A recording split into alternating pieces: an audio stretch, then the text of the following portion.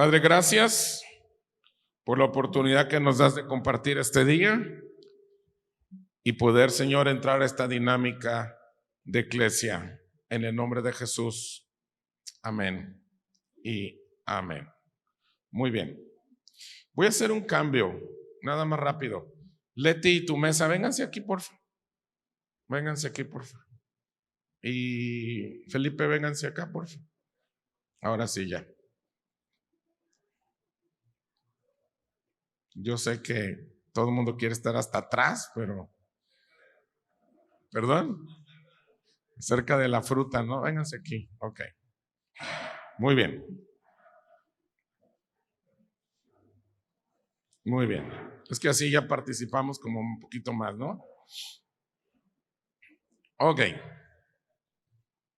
Listos. Efesios capítulo 2, verso 11, dice... A la conferencia, se llama Promesas contra Realidades. ¿Cómo se llama?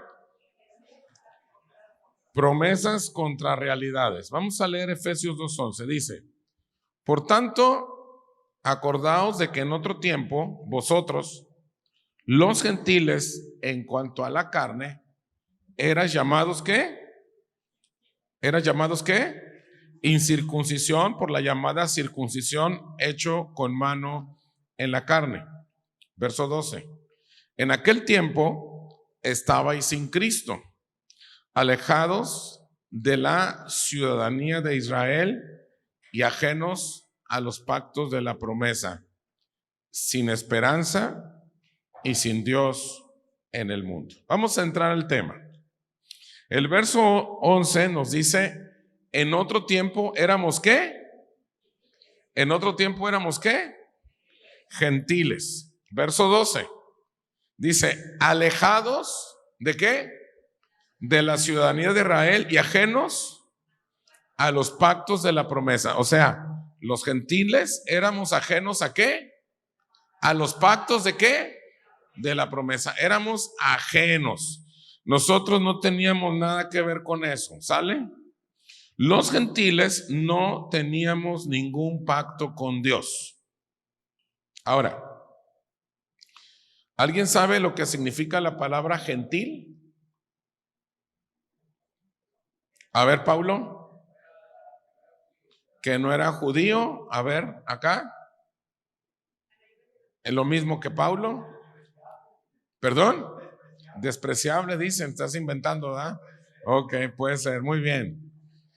Gentil. Gentil. En el idioma hebreo es goyim. Y en el idioma griego es etne, significa naciones. Entonces, cuando dice gentil, ¿significa qué? Naciones. Ahora bien, si los gentiles no teníamos ningún pacto con Dios, por lo tanto, ¿de dónde podríamos tener un nuevo pacto? Si nosotros, los gentiles, no teníamos nada que ver con Dios, nada, ¿de dónde podríamos tener un nuevo pacto? Dicho de otra manera, ¿de qué manera Dios nos introduce en el nuevo pacto? Si nosotros, los gentiles, no teníamos nada que ver con Dios, Dios nunca nos había prometido ningún pacto para nada, entonces, ¿de qué manera Dios nos introduce en el nuevo pacto? Vamos a ver Gálatas 3:8. Gálatas 3:8 dice: y la Escritura, previendo que Dios había de justificar por la fe a los gentiles, dio de antemano la buena nueva a Noé, a Adán, a Moisés. ¿A quién? A Abraham, diciéndole a Abraham que en ti serán benditas ¿qué? serán algunas. ¿Serán benditas qué? Todas las ¿qué? Las naciones. ¿Qué significa gentil? Entonces, esta dice la escritura previendo que Dios había de justificar por la fe ¿a quién? A los gentiles. Le dijo de antemano la buena nueva ¿a quién? ¿A quién fue la buena nueva? En ti serán benditas todos los gentiles. Ok. Les voy a dar un minuto para que me definan entre ustedes la palabra prever. Prever. Prever. Pueden buscar en sus celulares también, ¿eh? Rápido, yo sé que todavía no les decía, ya estaban buscando. Prever. Tienen un minuto, corre tiempo. La que sigue, pónganme por favor, ¿qué significa la palabra prever, cabina? Ahí está. ¿Qué significa la palabra prever?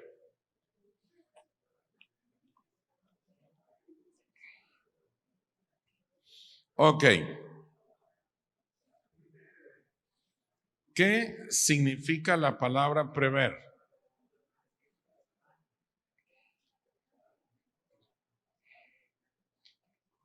¿Ya notaron? Ok.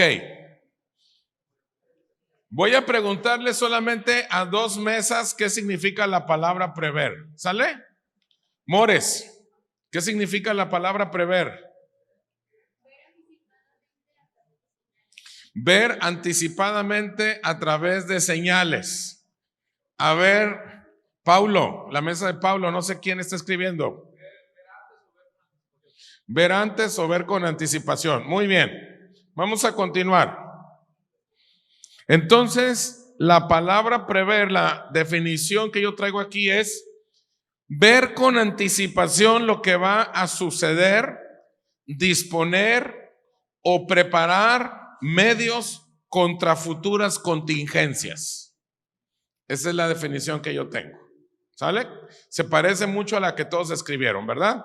Ver con anticipación lo que va a suceder, disponer o preparar medios contra futuras contingencias. Pregunta, ¿qué es lo que previó Dios? ¿Qué es lo que previó Dios? 30 segundos. Ahora sí, ¿alguna mesa quiere levantar la mano? ¿Alguna mesa quiere levantar la mano? Aquí, Paulina.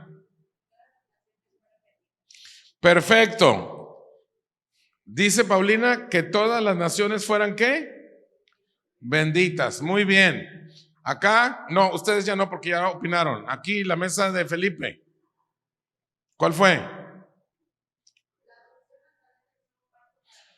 Muy bien, la adopción a través del nuevo pacto para los gentiles. La respuesta que yo tengo es que había de justificar por fe a los gentiles. Cabina. Gracias. Esa es la respuesta. Que había de justificar ¿qué? Justificar por la fe ¿a quién? A los gentiles. Gálatas 3:17 dice, attention please. Esto pues digo, el pacto previamente ratificado por Dios para con Cristo, la ley que vino 430 años después, no lo abroga para invalidar la promesa. Quiero que lo lean en voz fuerte todos a las 3. 1, 2, 3. A ver, 1, 2, 3, sigan a Paulina. Esto pues digo, el pacto previamente ratificado por Dios para con Cristo, la ley que vino 430 años después, no lo abroga para invalidar la promesa. Ok. Si tú dices, a ver, ¿qué quiere decir eso? Ahí te va. Un pacto ratificado, es una pregunta. Dice un pacto ratificado. Siguiente cabina. ¿Qué significa? Un pacto ratificado, ¿qué significa? Cuando estamos hablando de un pacto ratificado, ¿qué significa? Que es válido, que tiene validez, que está vigente, que se confirma, que sigue vigente. Muy bien. Un pacto ratificado significa esto, que está aprobado y confirmado en todos sus actos, palabras o escritos, donde ese pacto por veraz, verdadero o cierto, dando ese pacto por veraz, verdadero o cierto. Entonces, ¿qué significa ratificado? Aprobado, confirmado en todos sus actos, palabras o escritos, dando ese pacto, ¿por qué? Veraz, verdadero. Ahora, ¿qué significa eso con el pasaje que acabamos de leer? Que le hice que lo leyeran en voz fuerte. ¿Qué significa eso? Ahí les va. Que Dios ratificó el nuevo pacto 430 años antes del pacto de la ley. Por eso nadie lo puede invalidar o añadirle nada al nuevo pacto. Lo que acabamos de leer, que los hice que lo leyeran en voz fuerte, lo que está diciendo es eso, que Dios ratificó ¿qué? El nuevo pacto 430 años antes de la ley. Por eso, al nuevo pacto, nadie lo puede ¿qué? Invalidar o añadirle nada. ¿Ya lo entendimos? Entonces, el nuevo pacto, ¿cuándo se prometió? ¿Con qué señor? Con Abraham. ¿Capish? Ok, vamos a entrar a la revelación. Ahora sí ya nos vamos a empezar a meter. Gálatas 3:16 dice: ahora bien, a Abraham fueron hechas las promesas y a su simiente.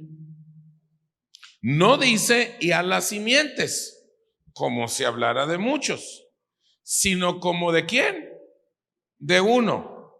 Y a tu simiente, la cual es quién, Cristo. ¿Sí le estamos entendiendo? Dice, a Abraham le fueron hechas ¿qué? Las promesas. ¿Y a quién? A su simiente, singular. No dice a sus simientes, como si hablara de muchos. Ok, hasta aquí. Les voy a dar 30 segundos. ¿Qué significa la palabra simiente? A ver, la mesa de Maggie y Nancy. ¿Qué significa la palabra simiente? Una cosa que origina a otra. Muy bien. A ver, la mesa de Benjamín quiere opinar. ¿Qué significa la palabra simiente? Descendencia. Muy bien. ¿Alguien más quiere opinar algo? ¿Otra mesa? A ver. Esperma. Ay, muy bien. Simiente, la semilla que da origen. Muy bien. Simiente en griego es spora o sperma y significa descendencia. Cuando dice simiente, en griego es spora o sperma y significa ¿qué? Descendencia. Entonces, todavía no me la pongas, cabina, la que sigue. Todavía no. Entonces, la simiente de Abraham, ¿quién es? La simiente de Abraham, ¿quién es? Cristo, correcto. La simiente de Abraham es Cristo. Por lo tanto, nuestra inclusión en el nuevo pacto no puede estar basada en la genética física, sino en la genética espiritual en Cristo. Entonces nosotros, para ser incluidos en el nuevo pacto, no está basada en la genética ¿qué? Física, o sea, no somos judíos de sangre judía, sino en la genética ¿qué? Espiritual en Cristo. El nuevo pacto no es la continuación del viejo pacto. Entonces, el nuevo pacto, ¿de quién es la continuación? 30 segundos. El nuevo pacto no es la continuación del viejo pacto. Entonces, el nuevo pacto, ¿de quién es la continuación? Ok, ¿listos? Ok. Esta mesa, ¿de quién es la continuación?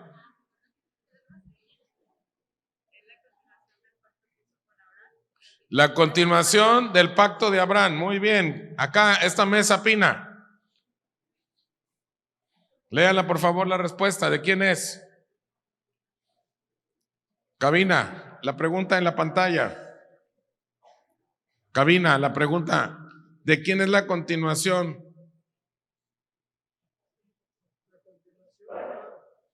De la confirmación de Abraham. Muy bien. La respuesta en la pantalla, por favor, cabina. De la promesa hecha por Dios a Abraham. Entonces, ¿el nuevo pacto es la continuación de qué? De la promesa que Dios le había dado a Abraham. ¿Correcto? ¿Ya le estamos entendiendo más? Ok. Gálatas 3:7 dice, sabed por lo tanto que los que son de fe, ¿estos son qué? Ya le estamos entendiendo por qué dice eso, ¿verdad? ¿Estos son qué? Hijos de Abraham. De modo que los de la fe son bendecidos con el creyente, ¿quién? Abraham, porque entonces el nuevo pacto es consecuencia de ¿qué dijimos? ¿O de dónde parte? ¿De dónde sale? De la promesa que Dios le dio a ¿quién? Abraham. Por eso que los de la fe son bendecidos con el creyente Abraham. Ahora, pregunta, les voy a dar 30 segundos. Entre el pacto de Abraham y el nuevo pacto, ¿qué hay? Corre tiempo. Jesse, ¿qué hay? La venida de Jesucristo, sí, pero no es la respuesta que busco. Martín. Confirmación de promesas, sí, pero no es la respuesta que busco. La ley, muy bien. Entre el pacto de Abraham y el nuevo pacto, ¿qué es lo que hay? El pacto sinaítico o la ley, llamado también antiguo pacto. Lo que respondieron sí es correcto, pero estamos hablando de los pactos. Entonces, la ley o antiguo pacto fue un asunto exclusivamente entre Dios y el pueblo de Israel, no teniendo ninguna relación con los ¿quién? Con los gentiles. Así que todos aquellos cristianos mexicanos, totonacas, chichimecas, zapotecas, mixtecas, aztecas, combinados con vascos, criollos, etcétera, etcétera, etcétera, no tenemos absolutamente nada que ver con la ley. Porque la continuidad de la promesa hecha por Dios a Abraham fue el nuevo pacto. Y entre esos dos pactos hubo uno que fue exclusivo entre Dios y los israelitas. Así que señores chichimecas, totonecas, totonacas y todos los que estamos aquí, todos somos mestizos, príncipes aztecas. No tenemos nada que ver con la ley. Eso no era para nosotros. Fue un asunto exclusivo entre Dios y los judíos, el pueblo de Israel. La ley no es de fe. Gálatas 3:12 dice, y la ley no es de fe, sino que dice, el que hiciere estas cosas vivirá por ellas. Fíjense bien, el nuevo pacto supera y sucede el antiguo pacto o el antiguo testamento. Hebreos 8:6 dice: pero ahora tanto mejor ministerio es el suyo, cuyo mediador, dice, cuanto es mediador, perdón, de un qué, mejor pacto, establecido sobre qué, sobre mejores promesas. Mejor ministerio es el suyo. ¿De quién está hablando? ¿De la simiente de quién? De Abraham. ¿Quién es? Cristo. Hebreos 9:15 dice: así que por eso es mediador de un nuevo pacto, para que interviniendo muerte para la remisión de las transgresiones que había bajo el primer pacto, los llamados reciban la promesa de la herencia eterna. ¿Por qué le dice el primer pacto a la ley? Pues sí había otros pactos. Porque ese primer pacto era exclusivo entre los judíos y Dios. Eso fue el primer, exclusivo entre ellos. Porque el pacto con Abraham no era exclusivo para ellos, porque en ese pacto íbamos a ser benditas todas.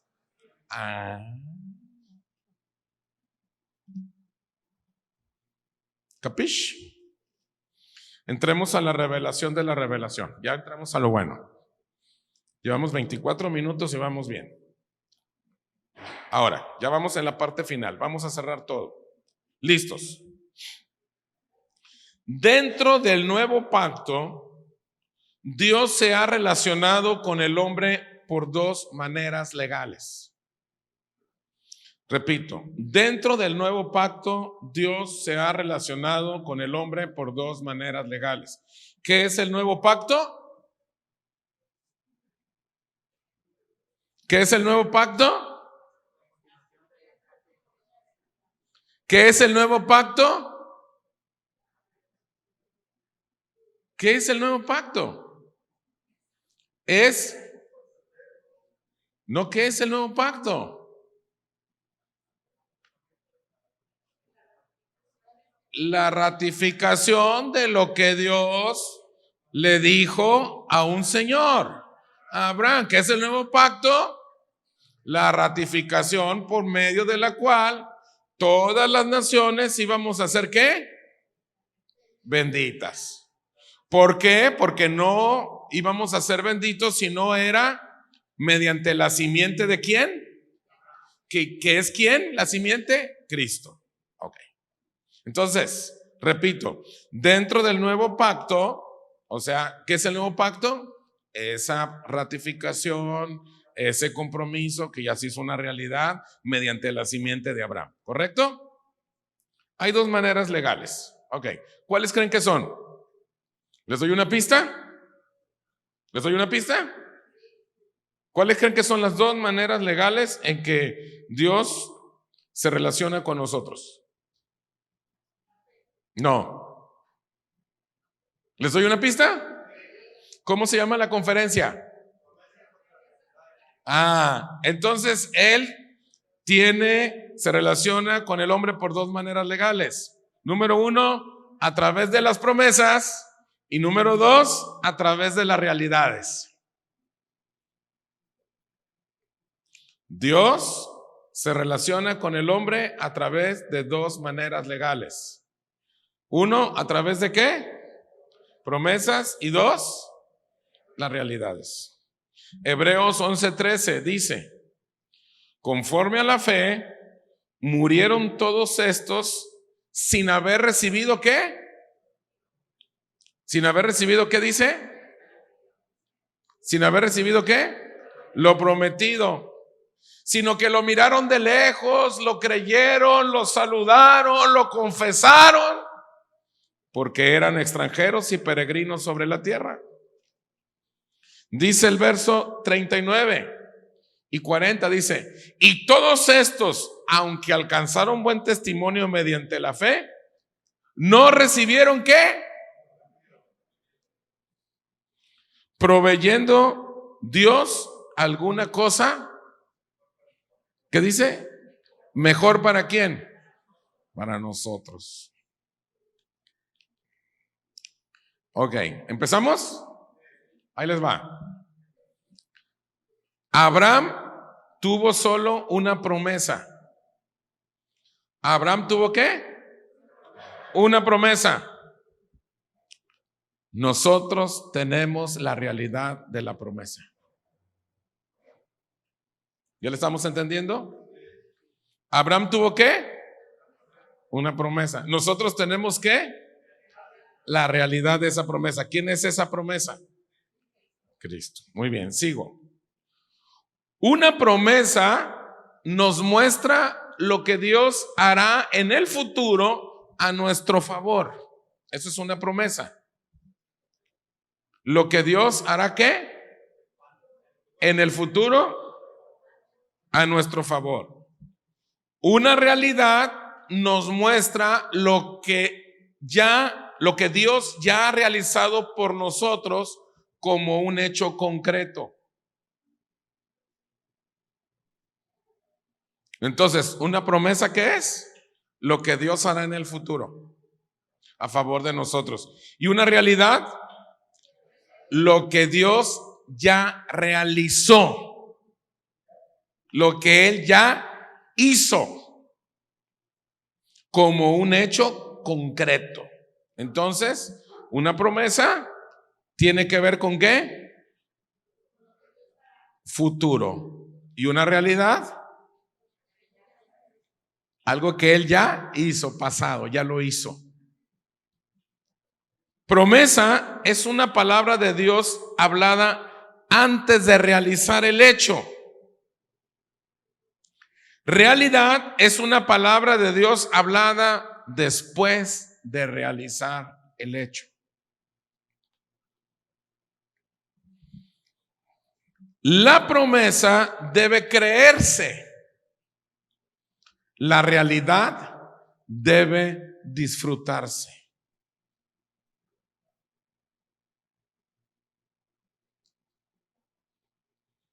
¿La promesa debe qué? ¿Y la realidad? Ok, listo, ya llegué a donde quería llegar. En la Biblia tenemos promesas, pero también tenemos realidades. ¿Ok? Estoy hablando de la Biblia. Si tomamos como promesa las realidades, ¿qué es lo que va a suceder? Platiquen entre ustedes, tienen un minuto. Si tomamos como promesa una realidad, ¿qué es lo que va a suceder? Esta mesa, ¿qué platicaron?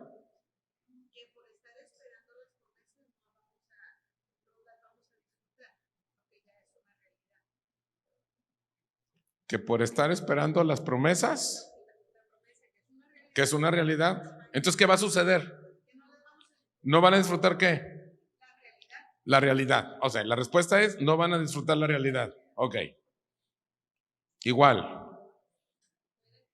No identificas que algo ya se cumplió. Ok. ¿Perdón? Ahí está la pregunta, cabina, por favor. Si tomamos como promesa las realidades, ¿qué es lo que sucede? ¿Lo vas a disfrutar lo que te prometieron? A ver, explícanos. Sí, o sea, sería disfrutar lo que ya nos prometieron en el pasado. Si tú tomas como promesa algo que ya es real, ¿qué va a pasar? Entonces, ¿qué va a pasar? ¿Y qué va a pasar? ¿Sí me entiendo? ¿Sí me doy a entender con la pregunta? A ver, no sé si me estoy dando a entender. Miren, si tú estás queriendo tomar algo como algo que Dios te está prometiendo, pero Él ya no te lo está prometiendo, Él ya te lo dio, ¿qué es lo que va a pasar? A ver, aquí tienen varias cosas, dice Martín. Dale. Confusión, religión, frustración, estancamiento, oscuridad, inmadurez. Correcto. Entonces, si tomamos como promesas la realidad, es ¿qué es lo que sucede? Que todo lo voy a ver bajo una perspectiva equivocada. ¿Sí me explico? Si tú le estás pidiendo a Dios algo que ya te dio, ¿qué es lo que va a pasar?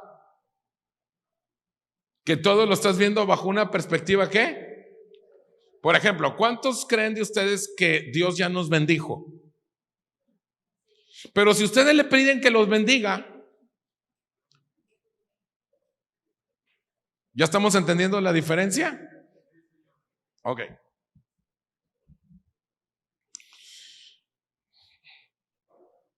Cada vez que tú lees la escritura, ¿qué es lo que debes de preguntarte? Correcto. La respuesta es, ¿me encuentro frente a una promesa o me encuentro frente a una realidad? Cuando tú leas la escritura, es lo que te debes de preguntar. A ver, ¿esto es una realidad o esto es una promesa? Porque lo que fue promesa para unos, para otros, ya es una realidad. La ley, ¿para quién fue dada? Para los israelitas, no era para los gentiles. Las promesas para los israelitas se convirtieron en Cristo una realidad. ¿Sí estamos entendiendo? Ok. Y aquí viene una pregunta suavecita. No la contesten, tienen un minuto. Usted ya se sabe la respuesta. ¿Qué es lo que determina si debes de orar o no orar? Tienen un minuto, corre tiempo. Tiempo. Benjamín quiere responder. Que entonces, ¿qué es lo que determina si debes de orar o no? Dice, yo no voy a orar por algo que es una realidad. Entonces, ¿qué es lo que determina? ¿Sí estás bien la respuesta? Sí está bien. Entonces, ¿qué es lo que determina si oro o no oro? ¿Qué? ¿Qué? ¿La promesa qué? O sea, ¿debo de orar o no debo de orar? ¿Qué es lo que determina si debo de orar o no debo de orar? ¿Qué es lo que determina eso? No, mi necesidad de Dios, no, espérenme, fíjense bien. ¿Qué es lo que determina si cuál es el tema? ¿Cómo se llama el título de esta conferencia? Promesas y realidades. Entonces, ¿qué es lo que determina si debo de orar o no orar? No. Bueno, sí, pero no es así, sí, está bien. Definir. Correcto. ¿Qué es lo que determina? ¿Qué es lo que determina si debes de orar o no orar? Correcto. Muy bien. Si te encuentras frente a una promesa o a una realidad, porque frente a las realidades no se ora, las realidades se ven. Entonces, cuando tú lees la Biblia, ¿qué es lo que debes de ver? Si es una promesa, es una realidad. Y a la hora de orar, ¿cómo tienes que orar? Si estás frente a ¿qué? A una promesa o a una realidad. ¿Correcto? Tan pronto como creas una realidad de Dios, empezarás a experimentarla. Tan pronto como creas una realidad de Dios, empezarás a experimentarla. Ahorita voy, espérenme, ahorita entramos a preguntas. Abraham tuvo la promesa. ¿Nosotros qué? Lo prometido. Ok. Y aquí viene la frase final. Todas las realidades de Dios están en Cristo. Por lo tanto, debemos de permanecer en Él. Todas las realidades de Dios están en Cristo, por lo tanto, debemos de permanecer en Él. Segunda de Pedro 1, 3 y 4 dice, ¿cómo qué dice? ¿Cómo qué? Como algunas cosas, como casi todas las cosas, si te portas bien algunas cosas, ¿qué dice? Como todas las cosas que pertenecen a la vida y a la piedad, cuando habla de piedad está hablando al mundo espiritual, ¿qué? Nos van a ser dadas si te portas bien. ¿Qué dice? Nos han sido dadas por su divino poder mediante el conocimiento de aquel que nos llamó por su gloria y excelencia. Mediante el conocimiento. ¿Mediante el qué? Mediante el conocimiento de si es una promesa o es una realidad. Yo tengo que tener el conocimiento cuando yo leo la escritura y cuando yo estoy orando, frente a qué estoy. Si esto es una promesa o esto es una realidad. Por eso hace mucho daño a la iglesia basarse en las cosas de la ley, porque la ley no fue dada a los gentiles. A nosotros los gentiles, la promesa empezó con Abraham, con su simiente. El pacto que hubo entre Dios y Abraham y el nuevo pacto, en medio fue la ley. Esa no fue para nosotros, para los gentiles. Nosotros no tenemos nada que ver con eso. Entonces, todas las cosas que pertenecen a la vida y a la piedad nos han sido dadas por su poder, ¿mediante el qué? ¿Mediante el qué? El conocimiento. Verso 4. Por medio de las cuales, ¿qué dice? Por medio de las cuales, ¿qué? Nos va a dar. Nos ha dado, ya nos las dio. Para que por ellas, esas promesas que ya nos las dio, y como todas las cosas que pertenecen a la vida ya nos las dio, nosotros podamos participar de su ¿qué? De su naturaleza ¿qué? Divina. Ok, les voy a dejar 2 minutos para que ustedes hagan una lista entre los del equipo que están en la mesa que están. ¿Qué cosas son promesas y qué cosas son realidades? Entre los que están en la mesa empiecen a escribir. ¿Cuáles cosas son promesas y cuáles cosas son realidades? Estoy hablando de lo que ustedes conocen, de los que ustedes entienden. Es como decir, a ver, yo estoy resumiendo de esta enseñanza que las promesas de Dios así y las realidades de Dios así. ¿Sale? A ver, por ejemplo, una promesa es la salvación. La realidad es que yo ya soy salvo.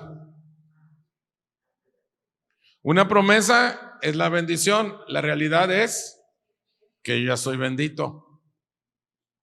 Una promesa es que el Espíritu de Dios iba a venir. Una realidad es que el Espíritu de Dios vive dentro de mí. Empiecen. Ya les di 3. Ok, a ver, Martín, ¿qué cosas nos puedes compartir? Promesas: llegar a la estatura del varón perfecto, promesa que iba a venir el Mesías, promesa que vendrá el Espíritu, promesa que íbamos a nacer de nuevo, realidades, el reino, que somos nueva creación, una nueva criatura, Cristo en nosotros y que el Espíritu nos habita. Muy bien, jóvenes, ustedes.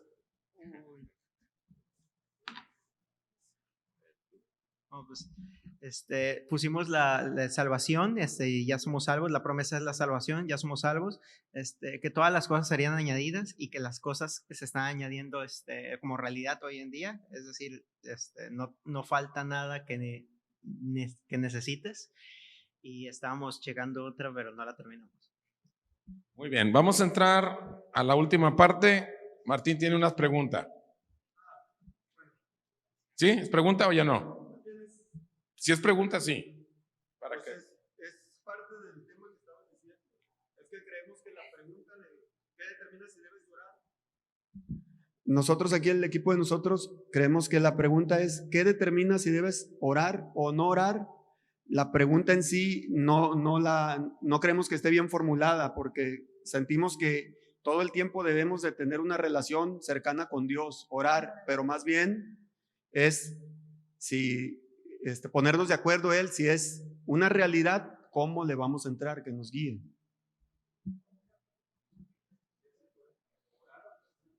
A ver, déjame revisar la pregunta.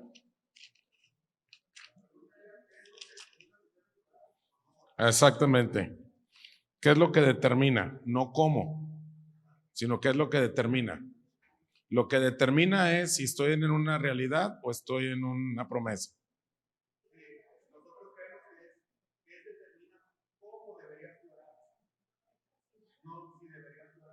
No, eso no quise enseñar. No quise enseñar eso. A ver, ¿quién está?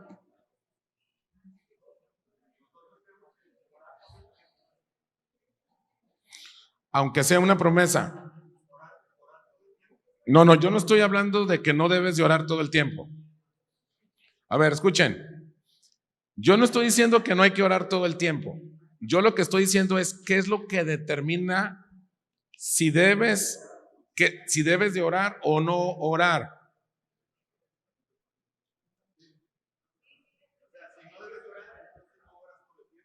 No, sí estoy orando todo el tiempo, pero no por todo tengo que orar. Ok, entonces la pregunta es, ¿qué es lo que determina si debo orar por todo? Por todo. Sí, por todo, porque si estoy ante una promesa o una realidad, entonces, ¿qué es lo que determina si debo orar o no orar por todo? Le agregamos por todo. Porque no por todo debo orar. ¿Sí? Sí, entonces a ver, aquí están haciendo un comentario. Muy buen comentario. ¿Qué es lo que determina si debes de orar o no orar? Le vamos a agregar, ¿qué es lo que determina si debes de orar o no orar por todo? Le vamos a agregar por todo. Porque hay cosas por las que no debes de orar, porque ya nos fueron dadas. Entonces, ¿qué es lo que determina si debes de orar o no orar? Por todo. ¿Sale? Es semántica, pues. ¿Sale? ¿Qué es lo que determina si debes de orar o no orar? Por todo. ¿Sí? Yo creo que así queda más clara. Gracias, Martín. Muy buena tu observación. Ok. Entonces, ¿debo de orar o no debo orar por todo? O sea, siempre debo de orar, pero no por todo debo de orar. ¿Sí? Porque si es una promesa o es una realidad. ¿Sale? Ok, ¿alguien más tiene una pregunta? Ok, vamos a terminar con otros 2 minutos donde me van a poner en la hoja, me van a poner qué es lo que aprendieron de esta plática. ¿Qué fue las cosas que aprendieron de esta plática? Es como decir, lo que aprendimos de esta plática fue esto. Lo que más me llenó fue esto. Lo que más me impactó fue esto. Muy bien. Ahora les voy a pedir de favor, ¿ya están los nombres? Ok, la persona responsable le toma la foto a la hoja o a las hojas y se la manda por WhatsApp a Belén y nos ponemos de pie, pasa el grupo de alabanza y vamos a hacer una oración.